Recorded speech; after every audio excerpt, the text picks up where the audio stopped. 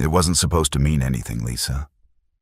Alpha King Cassian murmured, his voice a low, gravelly scrape against the heavy silence of the royal study. He didn't look at her. He looked at the intricately carved mahogany desk, a sudden fascination with the wood grain. Lisa stared at him, the chill of the marble floor finally seeping through her velvet slippers. Not supposed to mean anything? She repeated, the words tasting like ash. With Elena? My beta? My best friend? Cassian finally met her gaze, his usually commanding amber eyes clouded with a sickening mix of guilt and defiance. A king has needs, Lisa. Needs a Luna cannot always fulfill. The finality in his tone was a physical blow. In that moment, the Luna died, and a queen began to breathe. The Frostmoon Pact territory was vast, a jagged expanse of pine forests and snow-capped peaks that demanded strength from its rulers.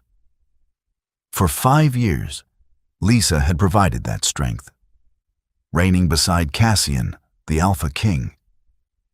She had managed the complex trade agreements with the Southern Covens, mediated disputes between the volatile border patrols, and smiled through endless, tedious banquets.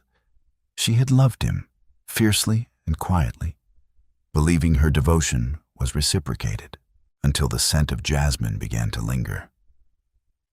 It wasn't a cloying, obvious perfume. It was subtle, a whisper caught on Cassian's collar when he returned from late-night council meetings. It was the scent Elena, her closest confidant and the Pact's beta female, wore like a second skin. Lisa had dismissed the first hint. They work closely together, she reasoned, pouring herself another cup of bitter chamomile tea in the solitary confines of her chambers. He relies on her tactical mind. But the scent persisted. Then came the lingering glances across the great hall, the hushed conversations that abruptly ended when Lisa entered a room, the almost imperceptible shift in Cassian's posture when Elena was near. A relaxing of his broad shoulders, a softening of his rigid jaw. The confrontation in the study hadn't been planned. Lisa had gone to discuss a brewing border skirmish with the Shadow Wolves. Instead, she had found Cassian and Elena, not in an embrace, but standing too close, a charged intimacy crackling between them that felt more intimate than any physical act. Elena had fled, her usually confident stride reduced to a hurried stumble, leaving Cassian to face the wreckage. Needs, Lisa echoed now, standing in the study. She didn't scream. Screaming was for those who still had hope. Is that what I am to you, Cassian? A checklist of duties? Cassian sighed, running a hand through his dark hair. The silver crown sat heavily on his brow. You are my Luna. You hold a respected position. You are vital to the Pact's stability. Stability, she deadpanned. Not love, not loyalty. Loyalty is a complex thing, Lisa. He countered, a defensive edge creeping into his voice. Elena understands the burden of leadership in a way, well, in a way that requires a different kind of support. It was a poorly veiled insult, a dismissal of her entire existence as his partner. He was the warrior king, the conqueror. She was the administrator, the diplomat.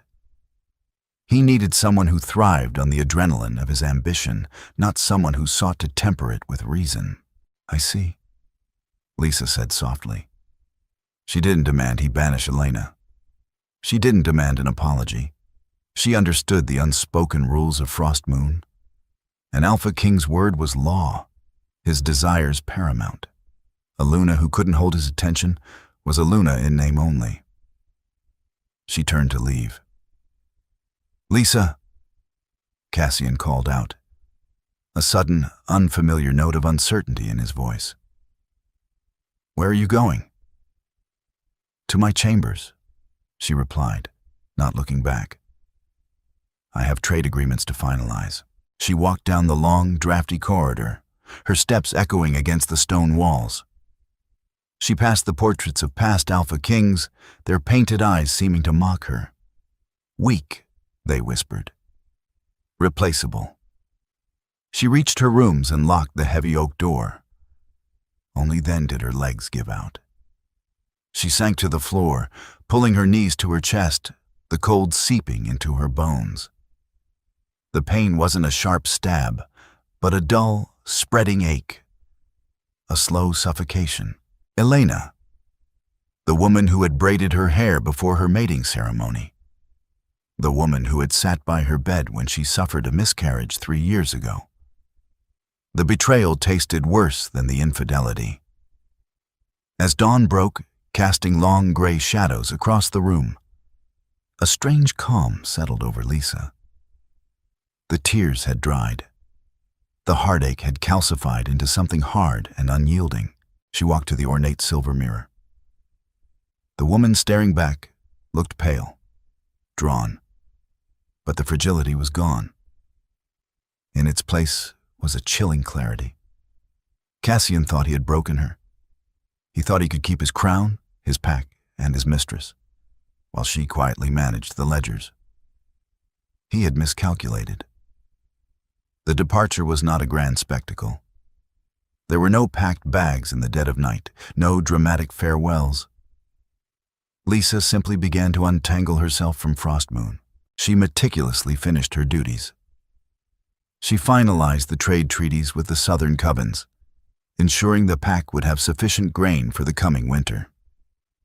She resolved a long-standing land dispute between 2 prominent alpha families within the pack, utilizing a diplomatic finesse Cassian always found tedious.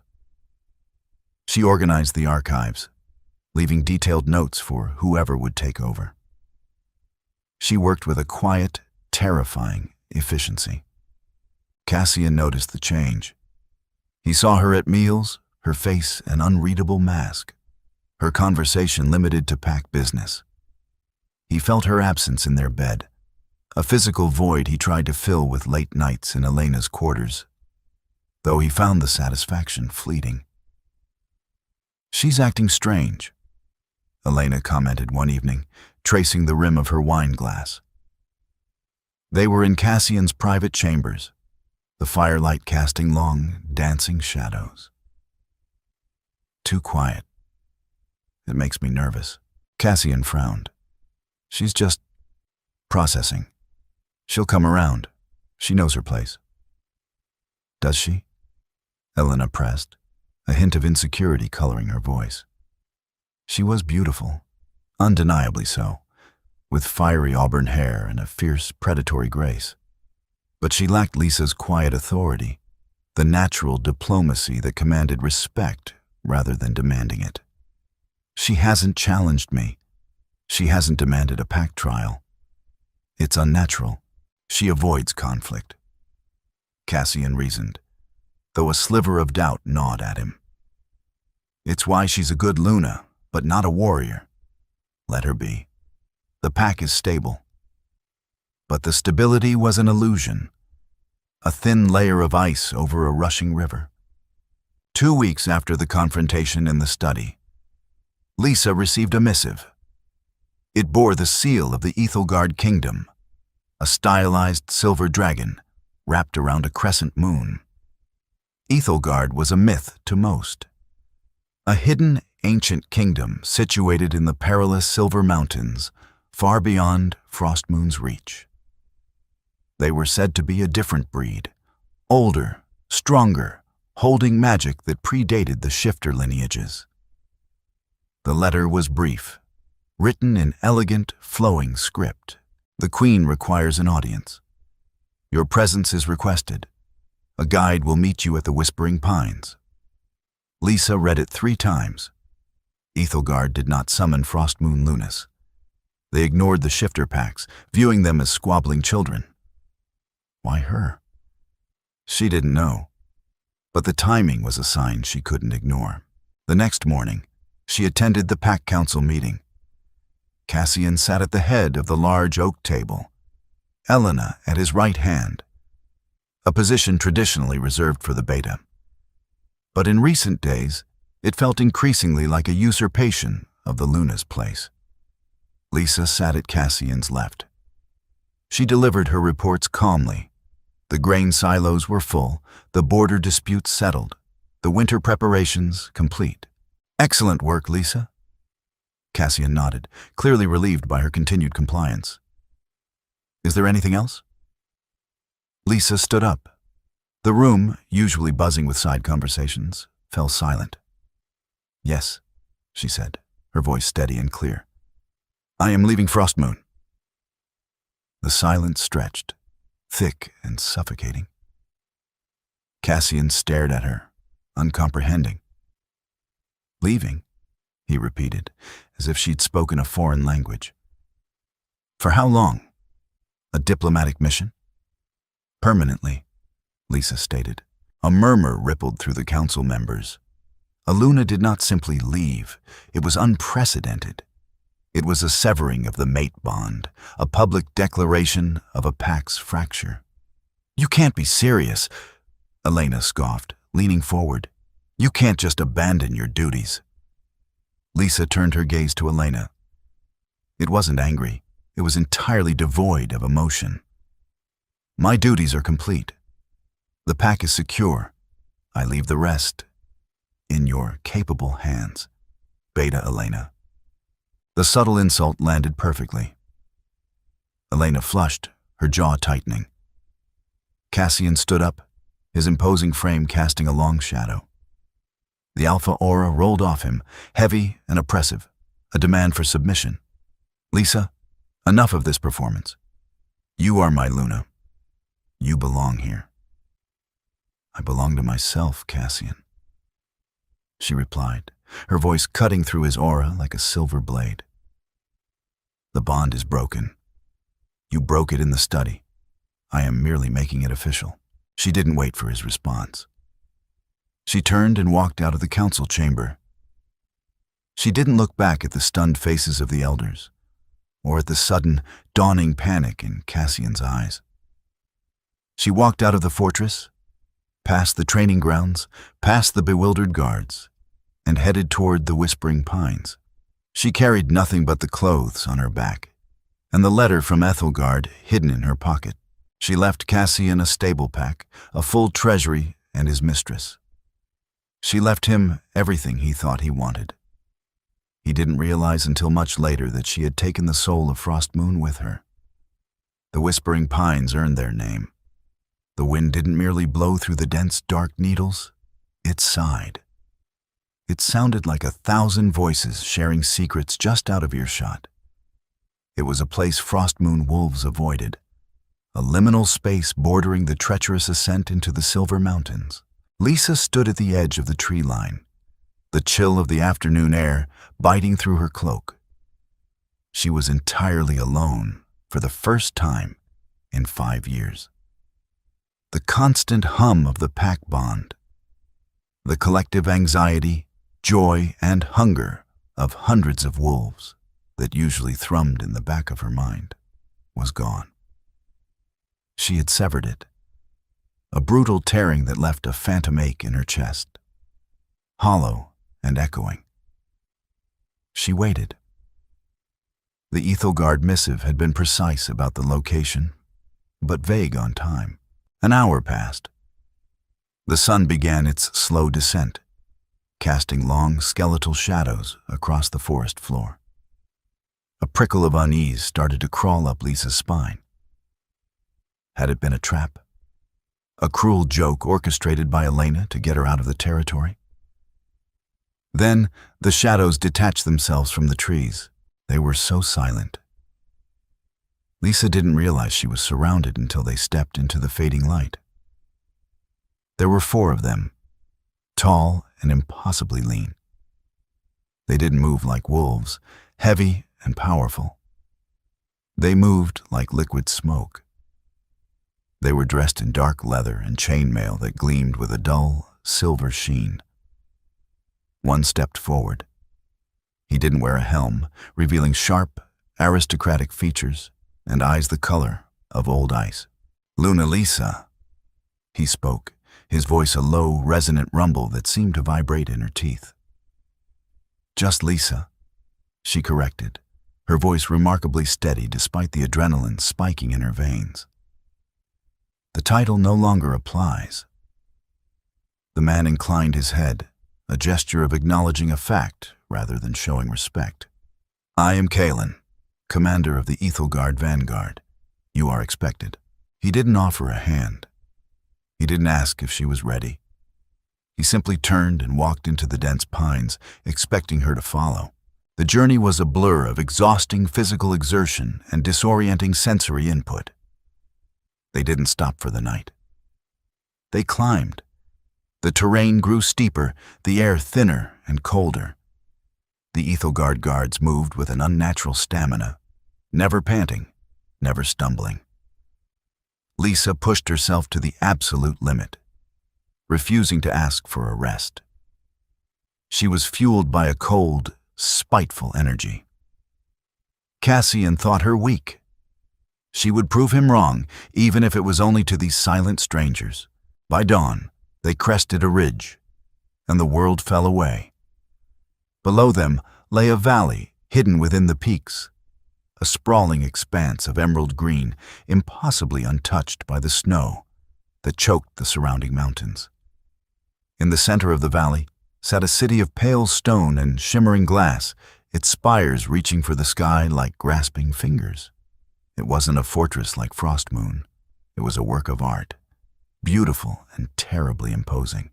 "Ethelgard," Kalen announced, the only word he had spoken since the pines. As they descended into the valley, the air changed. It was warmer, heavily perfumed with blooming flowers, and it hummed. It was a vibration Lisa could feel in the marrow of her bones, an ancient thrumming power that made the shifter magic in her blood feel thin and new. They were led through wide, immaculate streets lined with people who paused to watch them pass. They didn't stare with the open curiosity or veiled hostility of a wolf pack. They observed her with an unsettling, ancient calm. Kalen brought her to the central palace, a massive structure carved directly into the side of the mountain. The doors, made of dark, unyielding wood, opened silently as they approached. "The queen awaits," Kalen said, stepping aside. Lisa took a deep breath, smoothing her dusty cloak. She had faced hostile alphas and cunning merchants. She could face a mythical queen. She walked through the doors alone. The throne room was cavernous, lit by glowing crystals embedded in the high ceiling. At the far end, on a dais of polished obsidian, sat a woman. She wasn't old, yet she looked as though she had seen centuries. Her hair was a waterfall of stark white, her eyes a startling, luminous violet. She didn't wear a crown. Her presence was sovereign enough. "Lisa of Frostmoon."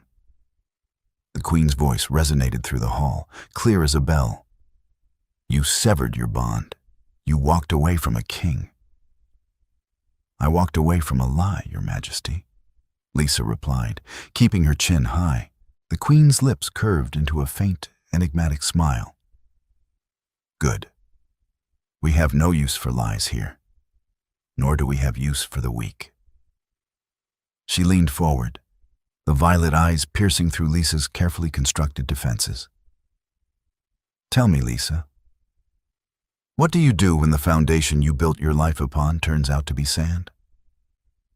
"You find solid rock," Lisa answered without hesitation. "And you build again." The queen nodded slowly. "Then let us see what kind of stone you are made of." The first month in Ethelgard was not a sanctuary. It was a crucible. Lisa wasn't treated as a guest, nor was she treated as a prisoner. She was treated as an initiate. The queen, whose name Lisa learned was Seraphina, offered no explanations for the summons.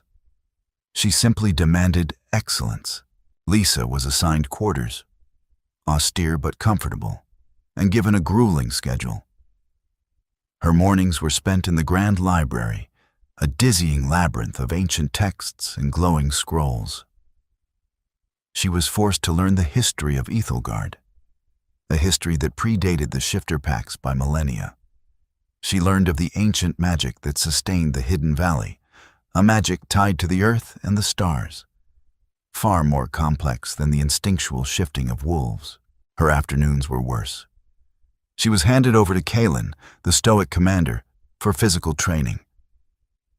"You rely on your wolf," Kalen observed on her first day in the training ring, his pale eyes assessing her stance.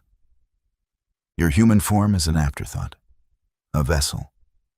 "I am a shifter," Lisa snapped, out of breath and bruised after only 10 minutes of sparring. "The wolf is my strength." "The wolf is a tool," Kalen corrected, easily deflecting her clumsy strike.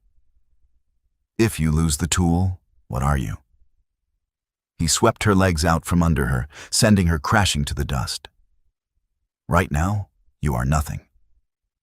It was brutal, humiliating work. Cassian had never expected her to fight. He was the warrior. Her battlefield was the negotiation table. But Kalen didn't care about trade routes. He cared about leverage, balance, and the deadly application of force. Lisa hated him, but she refused to quit.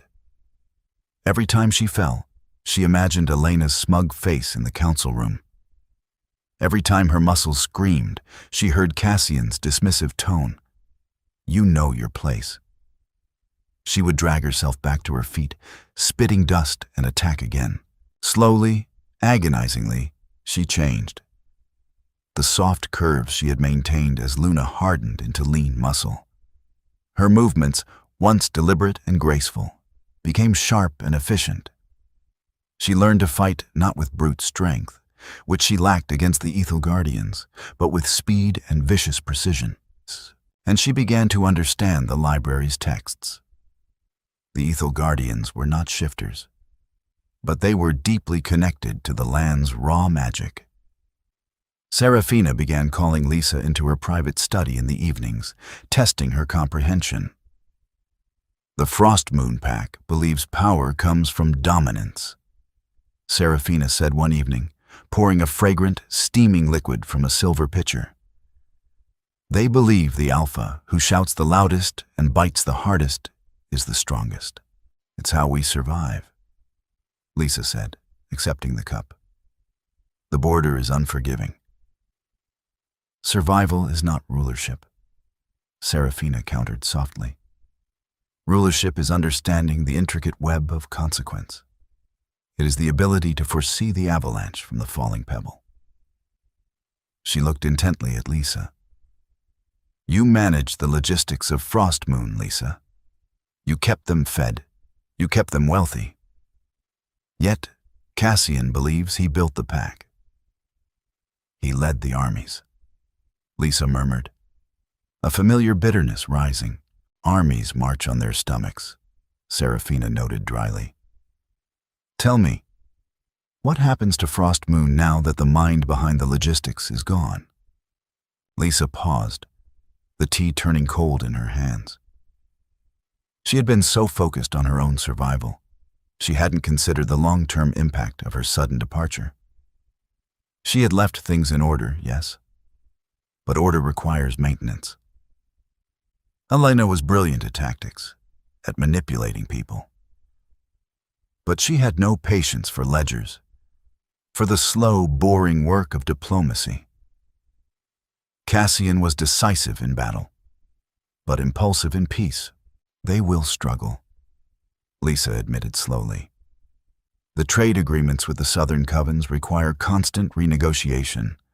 The border patrols need coordinated supply lines." "And when the winter comes?" Serafina prompted. "They will be vulnerable," Lisa said, the realization hitting her like a physical blow. She hadn't just left them. She had inadvertently sabotaged them. Serafina smiled, a chilling expression. "Precisely. Power is not always a roar, Lisa. Sometimes it is the silence left behind when when you take your hands off the wheel." The queen stood, walking to the balcony that overlooked the glowing city. "You were a good Luna, Lisa. But a Luna is merely a moon, reflecting the Alpha's light. It is time you learned to burn like a sun." Winter arrived in Frostmoon not with a gentle snowfall, but with a howling, bitter gale that tore the remaining leaves from the oaks and froze the rivers overnight. Inside the royal study, the atmosphere was equally frigid. Elena slammed a leather-bound ledger onto the mahogany desk. A pot of ink rattled dangerously near the edge. "This is absurd," she hissed, her auburn hair falling out of its usually perfect braid. "The Southern Covens are demanding triple the usual tariff for the winter grain shipments." "Triple, Cassian." Cassian rubbed his temples, a dull ache throbbing behind his eyes. He hadn't slept properly in weeks. The study, once a place of quiet strategy when Lisa sat across from him, now felt like a cage. "And what did you offer them in return?" "I told their envoy that if they tried to extort the Alpha King, I would lead a patrol across their borders and take the grain by force," Elena declared, her chest heaving with indignation.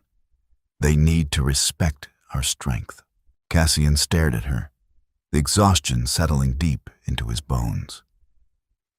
"Elena, you cannot threaten a trade partner with war when our silos are half empty and the snow is already 3 feet deep." "They insulted us," she snapped back, her eyes flashing gold with her wolf's rising temper. "Lisa let them walk all over us with her endless compromises. I won't." "Lisa kept us fed," Cassian said. The words slipped out before he could stop them. Heavy and raw in the silent room, Elena froze. The defiance in her posture morphed into something sharper, something bruised. "Then perhaps you should have sent me away and kept your precious administrator." She didn't wait for his reply. She turned on her heel and stormed out of the study, the heavy oak door slamming shut behind her. Cassian leaned back in his chair, staring at the ceiling. The physical intimacy he shared with Elena, the fire and passion that had drawn him away from his marriage, was entirely useless when the pack was freezing. He had wanted a warrior beside him. He hadn't realized that wars were won in ledgers and grain shipments long before the first blood was shed. Frostmoon was fracturing, and the cold was seeping in. Hundreds of miles away, high in the protected, sunlit valley of Ethelgard, Lisa was sweating. She parried a vicious downward strike from Kaelin, the impact vibrating up her arms. She didn't retreat. Instead, she stepped into his guard, using the momentum of his heavy swing against him. She hooked her ankle behind his knee and drove the hilt of her training sword into his solar plexus. Kaelin hit the dusty floor of the training ring with a heavy thud. Lisa stood over him, the point of her wooden blade resting gently against his throat. She was panting, a bruised cut on her cheek bleeding freely, but her hand was remarkably steady. For a long moment, the commander stared up at her, his pale eyes wide with surprise. Then, slowly, the corners of his mouth twitched upward. It was the first time she had ever seen him smile. "Yield," he rasped, tapping the ground twice. Lisa stepped back, lowering her sword. She didn't gloat. The victory felt clinical, a mathematical equation of leverage and timing, finely solved. "Impressive," a voice echoed from the shadowed archway of the arena. Queen Seraphina stepped into the light, leaning slightly on a silver-tipped cane. She looked frailer today, the luminous violet of her eyes dimmed by an invisible exhaustion. "She is ready, Your Majesty," Kaelin said, rising smoothly to his feet and bowing his head. "Ready for what?" Lisa asked, wiping the blood from her cheek with the back of her hand. Seraphina gestured for Lisa to follow her. They walked in silence through the hanging gardens, the scent of night-blooming jasmine catching on the breeze. It no longer reminded Lisa of betrayal. It just smelled like flowers. Ethelgard is ancient, Lisa. Serafina began, her voice barely louder than the rustling leaves. But ancient things eventually crumble if they do not adapt. The magic of this valley is tied to the earth, but it requires a tether to the mortal realm to remain stable. A ruler. You are the ruler, Lisa pointed out. I am a ghost, holding onto the physical world through sheer stubbornness. Serafina corrected with a dry chuckle. My time is ending. The magic needs a new vessel, someone forged in the brutal reality of the outside world, but possessing the intellect to wield ancient power without being consumed by it. Lisa stopped walking. The magnitude of the Queen's words settled over her like a heavy cloak. You summoned me here to replace you. I summoned you because you carry a dormant spark of Ethelgardian blood, Serafina revealed, turning to face her. Your great-grandmother was exiled from these mountains. But blood alone is not enough. You had to prove your spirit. You had to prove you could rebuild from ash. The Queen stepped closer, her gaze piercing. Tonight, the celestial alignment reaches its apex. The crucible of stars will open. You will step inside, and you will either emerge as queen, or you will not emerge at all. The cavern deep beneath the palace hummed with an agonizing frequency. It felt as though the very air was vibrating, charged with a heavy metallic ozone that tasted like a thunderstorm. In the center of the cavern lay a circular pool of liquid silver, glowing with an ethereal, blinding light. The crucible of stars. Lisa stood at the edge, dressed in a simple white linen tunic. She was entirely alone. Serafina and Kaelin had escorted her to the heavy stone doors, but ancient law dictated the initiate must cross the threshold without aid. You will feel as though you are being unmade, Serafina had warned her, her frail hand resting on Lisa's cheek. The magic will search your soul for weakness, for lingering attachments to your past. If it finds you anchored to your pain, it will drown you. You must let it all go. Lisa closed her eyes. She thought of Cassian's amber eyes in the study, clouded with guilt. She thought of Elena's smug smile in the council room. The betrayal still burned, a dark, localized knot in her chest. She took a breath, opened her eyes, and stepped into the silver pool. The pain was immediate and absolute. It wasn't physical. It was a tearing of the mind. The liquid silver crawled up her legs, sinking through her skin and into her veins, like liquid ice. A cacophony of voices erupted in her head. She heard the howling of the Frost Moon Pack, the frantic scratching of a quill on ledger paper, Cassian's voice whispering. It wasn't supposed to mean anything. The magic was trying to pull her backward into her trauma. It amplified her feelings of worthlessness, the humiliation of being replaced, the phantom ache of the severed mate bond. The silver reached her chest, tightening like a vice. She couldn't breathe. She was sinking. You are nothing without the pack. A voice hissed in the dark recesses of her mind, sounding remarkably like Elena. You are weak. You know your place. Lisa gasped, fighting the paralyzing cold. She forced herself to look at the memories, not with sorrow, but with cold, analytical detachment. Cassian's betrayal hadn't broken her. It had freed her from a man too small to see her true worth. Elena's treachery hadn't destroyed her. It had excised a toxic tumor from her life.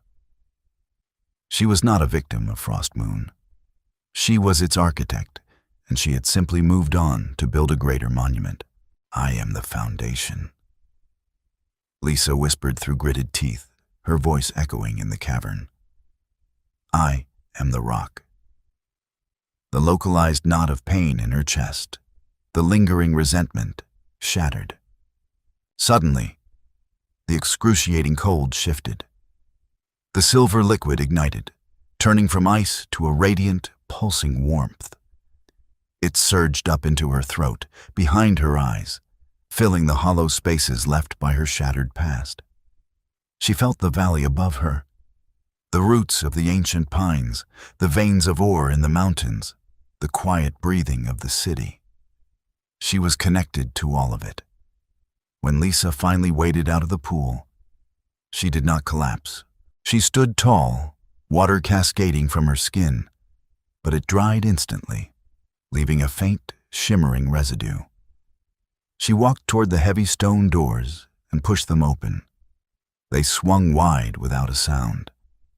Serafina and Kalen were waiting.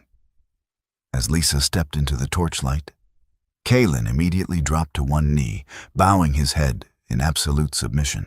Serafina smiled, tears glistening in her violet eyes. She looked at Lisa, really looked at her. The exhaustion was gone from Lisa's face, replaced by an ageless, terrifying calm. And when Lisa blinked, her dark eyes flashed with a rim of luminous, starlight violet. "Long live the Queen," Serafina breathed, bowing her head. 3 weeks later, the situation in Frostmoon had escalated from dire to catastrophic. A blizzard had raged for 5 days straight, trapping the pack in the fortress. The lower village was buried in snow, and the remaining grain stores had been contaminated by a sudden, unnatural dampness. Cassian stood before the roaring fireplace in the great hall, addressing the panicked council of elders. Elena sat rigidly beside him, her face pale, the fire gone from her eyes. The pack was starving, and her combat skills were useless against the weather. "The southern covens will not answer our ravens," an elder rasped, his voice trembling. "The western passes are blocked. Alpha, we have enough rations for 10 days. After that, the pups and the elderly will begin to freeze." Cassian gripped the mantle, his knuckles white. The weight of his crown had never felt heavier. He had spent his reign focusing on military might, expanding borders, winning skirmishes. He had never realized how delicately balanced the survival of a pack truly was until the fulcrum had walked away. "There is one option," Cassian said slowly, turning to face the council. The room fell dead silent. "Ethelgard," murmurs of disbelief broke out. "Ethelgard is a myth," one elder protested. "Even if it exists, they despise shifters. They will not help us." "We have reports from the Shadow Patrols," Cassian countered, his voice booming over the dissent. "They say Ethelgard has a new ruler, a queen who is expanding their trade networks into the mortal realms. They have magic that can yield harvests in the dead of winter." "What could we possibly offer them?" Elena asked, her voice small. "Anything they ask," Cassian replied grimly. "We will pack a tribute of our finest furs, silver ore, and ancient relics. I will travel to the Whispering Pines myself with an envoy. We will beg for an audience." He looked around the desperate faces of his people, his heart heavy with dread and a strange, twisting irony. He was marching into the Whispering Pines to beg a mythical queen for salvation, entirely unaware that the savior he sought was the woman he had discarded. The trek through the Whispering Pines was not a journey. It was a slow, agonizing descent into humiliation. Cassian led the small envoy of Frostmoon's finest, but they looked nothing like a royal guard. They were a ragged procession of freezing, starving wolves pushing against a blizzard that felt almost sentient in its cruelty. Ice clung to Cassian's dark beard, and his usually powerful strides were reduced to a heavy, dragging trudge. Behind him, Elena stumbled. She was bundled in the thickest direwolf furs the pack possessed, but her lips were tinted a terrifying shade of blue. She had insisted on coming, driven by a frantic need to secure her position. If Cassian negotiated a miracle without her, her precarious hold on the pack's respect would vanish entirely. "Alpha," one of the guards rasped, his voice barely carrying over the howling wind. "We cannot survive another night in this." Cassian gritted his teeth, the muscles in his jaw aching with cold. He wanted to roar, to demand the storm yield to his alpha command, but the wind only shrieked louder, mocking his impotence. He was a king of wolves, but here, in the shadow of the Silver Mountains, he was just another dying animal. "Keep moving," Cassian ordered, his voice cracking. "The maps say the border is—" "You are already past it." The voice didn't shout over the wind. It sliced right through it, low and impossibly clear. Cassian reached for the heavy broadsword strapped to his back, but his frozen fingers fumbled. Out of the swirling whiteout, figures materialized. They didn't crunch through the snow. They seemed to glide over it. 5 warriors clad in dark, shimmering leather and chainmail surrounded the Frost Moon envoy. At their head stood a tall man with eyes like glacial ice. Kalen. "State your business, shifters," Kalen commanded, resting a casual hand on the pommel of a curved blade. He looked entirely unaffected by the sub-zero temperatures. Cassian forced himself to stand taller, projecting whatever scraps of alpha authority he had left. "I am Cassian, Alpha King of Frostmoon. I have come to seek an audience with the Queen of Ethelgard. We bring tribute." He gestured stiffly to the 2 exhausted pack horses, carrying chests of silver ore and ancient relics. Kalen glanced at the chests, his expression thoroughly bored. "Ethelgard has no need of mortal trinkets. Turn back, King of Frostmoon.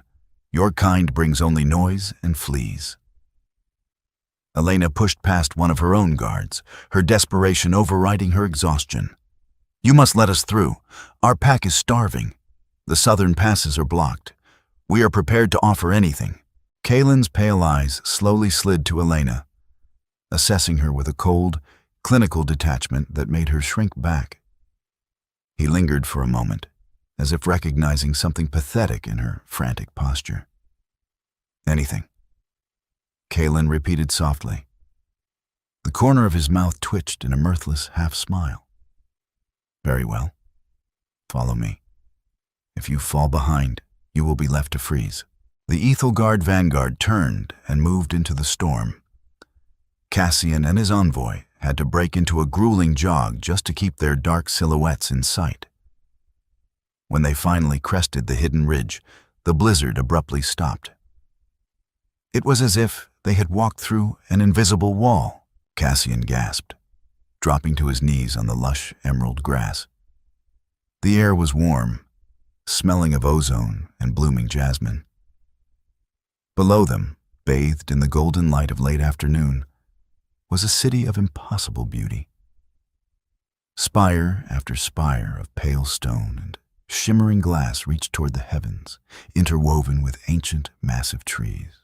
He looked down at his own hands, filthy and trembling, then back at the city. For the first time in his life, Cassian felt remarkably, terrifyingly small.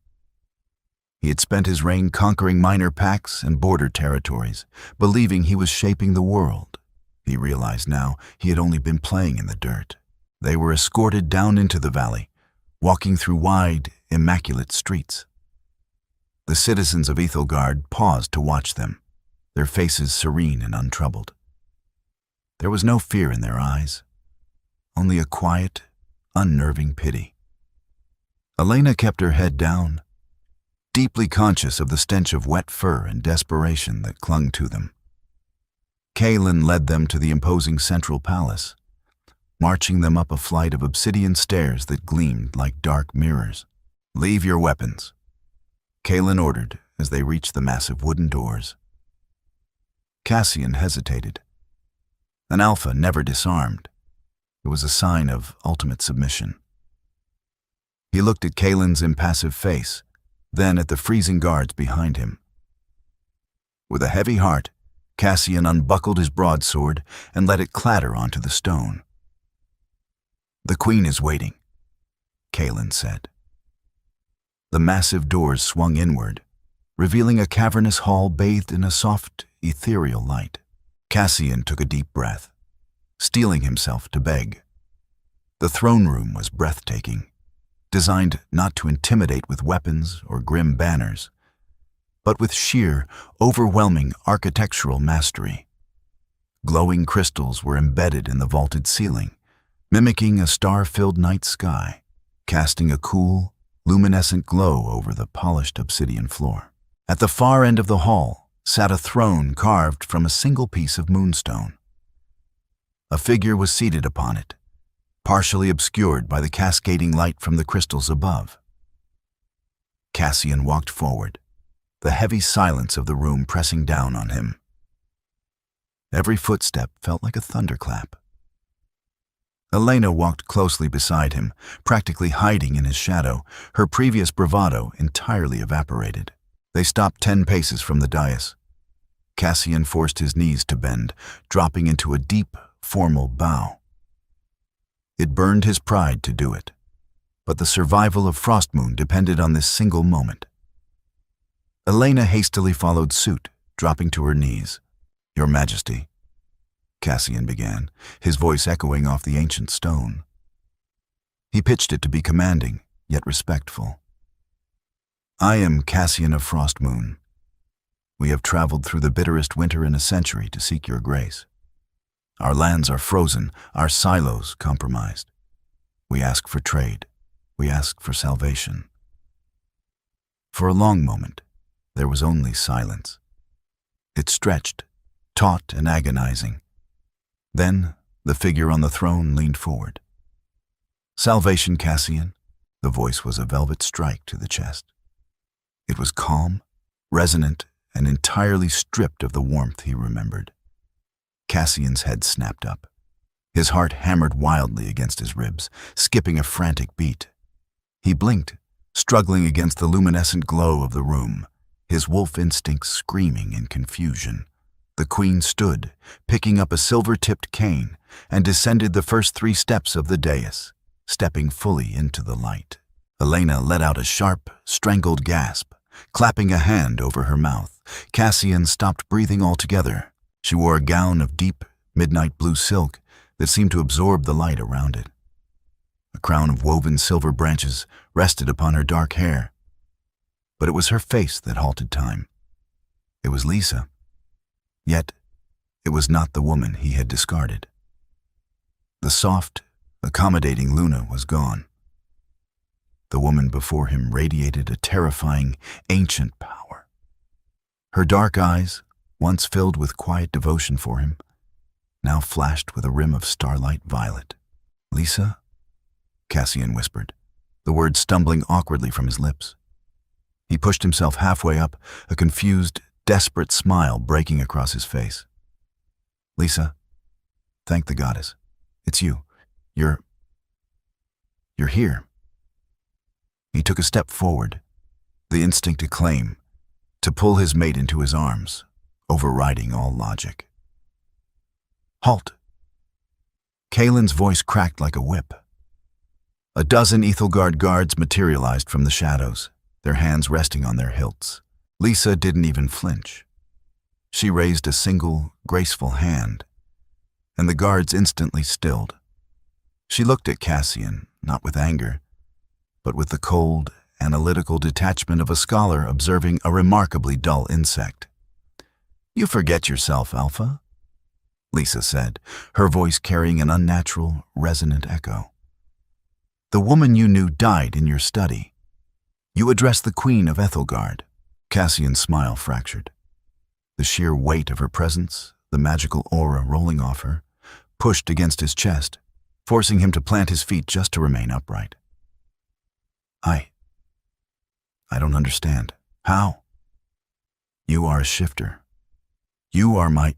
I am nothing to you," Lisa interrupted, the absolute finality in her tone cutting him to the bone. I am the tether to this valley. I am the earth and the stars, and you are a beggar in my hall." Elena, trembling violently, tried to find her voice. "Lisa, please. It's me. It's Elena. We made a mistake, all right? We're sorry. But there are pups freezing to death. You used to care about them." Lisa's violet-rimmed eyes shifted to Elena. The temperature in the room seemed to drop 10 degrees. "I remember you, Elena," Lisa said softly. "I remember the scent of jasmine in places it did not belong. I remember the smug curl of your lip when you thought you had stolen a kingdom." Lisa took another step down the dais. "You wanted to be the Alpha's right hand. You wanted the power without the sacrifice. Tell me, Beta, how is your tactical genius faring against the snow? Can you stab the frostbite? Can you manipulate a blizzard?" Elena burst into tears, shrinking back, thoroughly broken by the calm, devastating truth of Lisa's words. Cassian felt a sickening wave of nausea. He was watching the power dynamic of his entire life invert in seconds. He had thought Lisa weak because she didn't fight with claws. Now she was destroying them with mere words. "Lisa, please," Cassian begged, abandoning his pride entirely. His voice broke. "I was a fool. I was blind. But do not punish the pack for my sins. They are innocent." Lisa reached the bottom of the steps. She stopped just a few feet away from him, her posture perfect, her face an unreadable mask. "I do not punish, Cassian," Lisa stated, her gaze piercing right through him. "I rule, and I understand the web of consequence. You built your reign on dominance, believing it made you invincible. You are starving because you failed to respect the foundation that held you up." She turned slightly, looking back toward Kaelin. "We will not let Frostmoon starve," Lisa announced, her voice ringing with absolute authority. Cassian let out a shaky breath of relief, but it died in his throat as Lisa turned back to him, her eyes hardening into chips of violet ice. "But Ethelgard does not give charity," Lisa continued. "I will provide grain. I will provide magic to thaw your soil. In exchange, Frostmoon will no longer be an independent kingdom." Cassian froze, his blood running cold. "What are you saying?" "I am saying," Lisa whispered, leaning in just close enough for him to catch the faint, terrifying scent of ozone and starlight, "that Frostmoon will become a vassal territory of Ethelgard. You will dissolve your council. You will pay a tithe of your warriors to my vanguard. And you, Cassian, will kneel and swear fealty to me." She straightened up, the absolute monarch. "That is my price. Pay it, or go home and watch your legacy freeze." The silence in the cavernous throne room was absolute, heavy and suffocating. It pressed against Cassian's eardrums, a physical weight that mirrored the crushing reality of Lisa's demand. Swear fealty. The words echoed in his mind, rejecting all logic. He was an Alpha King. His bloodline had ruled the northern territories for 10 generations. His wolf, a massive, prideful beast, clawed frantically at the inside of his mind, snarling against the very concept of submission. An Alpha did not kneel. An Alpha fought until his heart stopped beating. But as Cassian looked at the woman standing before him, the frantic snarling of his wolf quieted into a terrified whimper. Lisa did not exude the aggressive, volatile dominance of a rival Alpha. Her power was entirely different. It was the terrifying, quiet immensity of the ocean, the unyielding permanence of a mountain. The magical aura radiating from her skin smelled of ozone and ancient earth, a force so primordial it made Cassian's shifter magic feel like a flickering candle in a hurricane. He looked down at Elena. The fiery, Combative Beta, who had promised him strength, was curled into a pathetic ball on the polished obsidian floor, shivering uncontrollably. She wouldn't even meet his eye. In the face of true, absolute power, all of Elena's cunning and bravado had evaporated. Cassian realized, with a sickening jolt of clarity, that he had traded a diamond for a handful of cheap glass. He had been blinded by ego, mistaking Elena's ruthless ambition for strength, and Lisa's quiet diplomacy for weakness. The Pack Council? Cassian rasped, his throat bone dry. He tried to sound like a king, but his voice was thin, desperate. They are proud. They will not accept vassalage to an outside kingdom. They will fight. Lisa's expression did not change. She looked at him with the detached patience of a master explaining a simple concept to a slow pupil. Let them fight the snow, then. Lisa replied smoothly. Let them fight the frostbite creeping up their children's limbs. I do not negotiate with dying men, Cassian. Pride is a luxury of the Fed. Your people are starving. If your council chooses pride over survival, they are not leaders. They are executioners. She turned her back to him. A deliberate, calculated display of vulnerability that screamed of absolute confidence.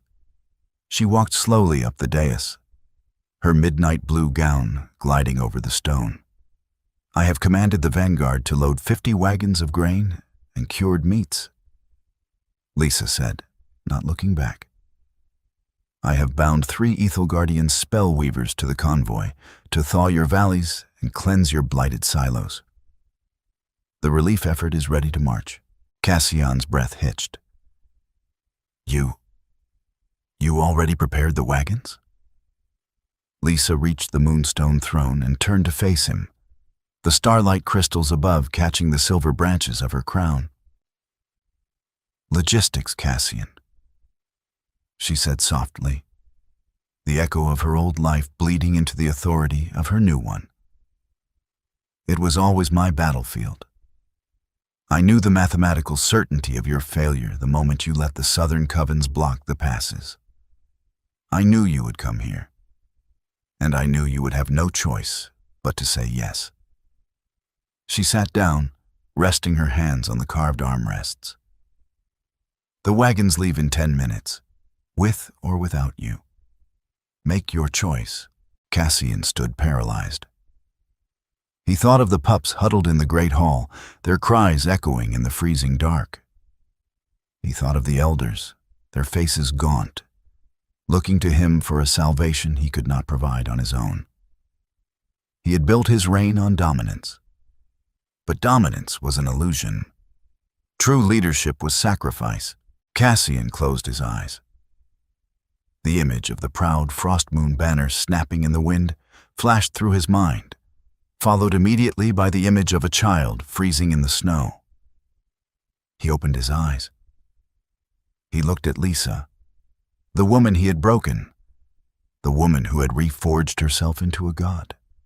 Slowly, agonizingly, Cassian's right knee buckled. It hit the polished obsidian floor with a hollow thud. Elena gasped, a ragged, wet sound from the floor beside him. Kaelin, standing in the shadows, did not move a muscle.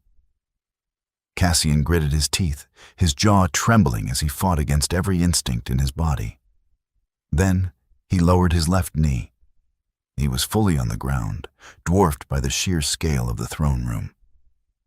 He placed his hands flat on the cold stone and lowered his head, exposing the nape of his neck, the ultimate surrender of a wolf. I, Cassian of Frostmoon, he began, his voice breaking, tears of humiliation and bitter regret stinging his eyes. Do hereby surrender my crown. I pledge the loyalty of my pack, the strength of my warriors, and the breath in my lungs to the Queen of Ethelgard. From this day until my last, we are your shield, and you are our sovereign. The words hung in the air, a permanent shift in the world's balance. For a long moment, the only sound was Elena's quiet sobbing. Then, Lisa stood. Ethelgard recognizes the Oath of Frostmoon. Lisa's voice rang out, imbued with a magical resonance that seemed to seal the words into the very stone of the palace. Rise, Alpha of the Northern Vassals. Cassian pushed himself up, his body feeling impossibly heavy. He didn't feel like an alpha anymore. He felt like a ghost. And me? The whisper came from the floor. Elena pushed herself up on trembling arms, her face smeared with tears and dust. She looked up at Lisa, a desperate, pathetic hope in her eyes. Lisa, Your Majesty, I can serve. I know Frostmoon's secrets. I can be of use to you. Cassian looked at Elena with utter disgust. Even now, she was trying to climb over him to survive. Lisa's violet eyes drifted down to Elena. There was no anger in them. There wasn't even pity. There was only a cold, terrifying apathy. You are a citizen of a vassal territory, Elena, Lisa said, her voice devoid of any emotion. Your fate is the concern of your alpha. You are beneath my notice. Elena collapsed back onto the floor, weeping openly, entirely shattered by the realization that she wasn't even worth the Queen's revenge. Kaelin, Lisa commanded. My queen, the commander replied, stepping instantly into the light. Escort the Alpha and his companion to the convoy. Ensure they survive the journey home. They have much work to do. Lisa turned her gaze back to Cassian one last time. The soft, loving Luna he once knew was completely erased, replaced by a ruler forged in starlight and stone. Go home, Cassian, she said quietly, and rebuild your pack on rock, not sand. Cassian bowed his head one final time. He turned and walked out of the throne room, following the silent commander into the warm, perfumed air of the valley, leaving the only woman he had ever truly loved sitting on a throne he could never reach. And so, the Alpha King who thought he held the world in his hands learned the most devastating lesson of all. True power is never loud, and true loyalty cannot be taken for granted. In his arrogant pursuit of fire and passion, he discarded the very foundation that kept his kingdom standing. Lisa's journey from a discarded, heartbroken Luna to the undisputed queen of the most ancient realm proves that when you strip away a woman's reliance on others, you might just uncover a force of nature that can bring a king to his knees. If you were captivated by Lisa's incredible journey of betrayal, empowerment, and ultimate vindication, please like this story, share it with your fellow fiction lovers, and subscribe for more dramatic, high-stakes romance tales. Let us know in the comments below. Do you think Cassian got what he deserved?